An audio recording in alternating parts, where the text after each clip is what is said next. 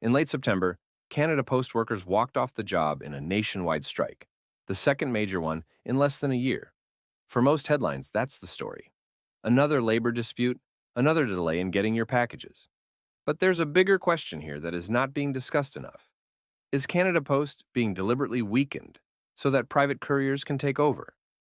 And what would happen to millions of Canadians if this essential service disappeared? Here's a short recap of what's been happening. Mail volumes have been falling for years. At the same time, Canada keeps adding new addresses, more households, more delivery points, which means higher costs. The result? Losses are ballooning. In just the second quarter of this year, Canada Post reported a $407 million loss. Since 2018, the service has lost billions.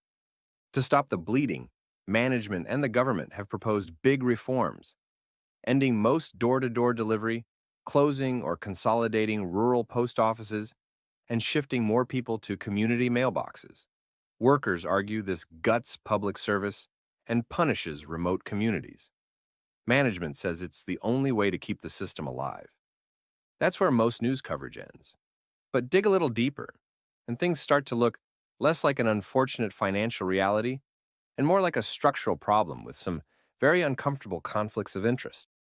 So here's where things start to raise eyebrows. Canada Post isn't just any company. It's a crown corporation, meant to serve everyone in the country, no matter where they live. But when you look at its leadership and financials, it's hard not to wonder if the incentives are aligned with that mission. The CEO, Doug Ettinger, earns over $500,000 a year. His official pay band runs from about $507,000 to $596,000. And Canada Post has a large team of senior executives, with many vice presidents. While we couldn't find a full public payroll for each of them, third-party data puts VP-level pay in the $250,000 to $300,000 range, sometimes higher. Now there's nothing unusual about executives at big corporations earning a lot of money, except that Canada Post has been reporting huge losses for years. In 2024 alone, it lost nearly $1.3 billion from operations, bringing its cumulative losses since 2018 to over $4.5 billion. So you have a situation where everyday workers are on strike, the service itself is in financial freefall, and yet the executive tier at the top is still taking home corporate-level pay. That doesn't prove corruption or bad faith, but it does raise the question, are these executives focused on maintaining universal service? Or are they thinking more like profit-driven managers running down an outdated business model? And if the public service is allowed to decline, if people see it as unreliable, outdated, not worth saving, who benefits? Private couriers, including conveniently the one that Canada Post already owns most of. We can't prove executives are deliberately running down Canada Post, but the structure creates all the wrong incentives, and that alone should raise eyebrows. On paper, privatization sounds simple. Cut costs, run like a business, let the market decide. But here's the problem. Businesses exist to maximize profit, not to serve everyone. If you live in downtown Toronto or Vancouver, private couriers will be more than happy to take your money. But if you live in a rural First Nations community, on a farm in Saskatchewan, or in a small town in Newfoundland, serving you isn't profitable, which means you'll either pay dramatically higher fees or you'll lose service entirely. And this isn't hypothetical. In the UK, when Royal Mail was privatized, prices rose sharply and rural delivery suffered. In the US, private couriers like FedEx and UPS still refuse to deliver to many remote areas. And guess who they subcontract to? The public service, USPS. That's the thing about public infrastructure. It's not meant to turn a profit. It's meant to connect people, especially the people who would otherwise be left behind.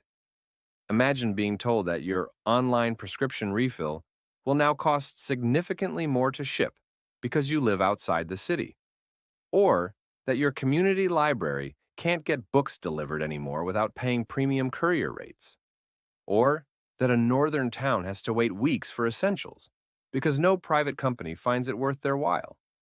Privatization always promises efficiency, but what it really means is stripping away unprofitable services. In other words, if you're expensive to serve, too bad.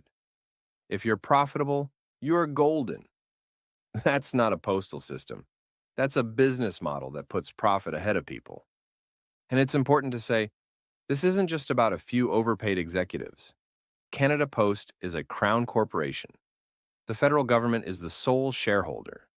Policy and regulation shape everything, from how much it can charge for postage to whether it gets the funding it needs to modernize. The crisis at Canada Post is political. Starve the service, cap its revenue, refuse to invest, and of course it looks unsustainable. That's a choice. Just like it's a choice to treat mail delivery as infrastructure, like roads, healthcare, or transit, instead of just another profit-making business. So, when you hear about the strike, don't just think, my package is late. Think bigger. This is about whether essential public services survive in a world where profit always comes first. Because if Canada Post collapses, millions of Canadians, especially in rural areas, will pay the price. And once it's gone, you can't just bring it back. The real question is, do we want a postal system that serves everyone, or one that only serves those who can pay? What do you think? Should Canada Post stay public? Leave a comment and don't forget to like and subscribe.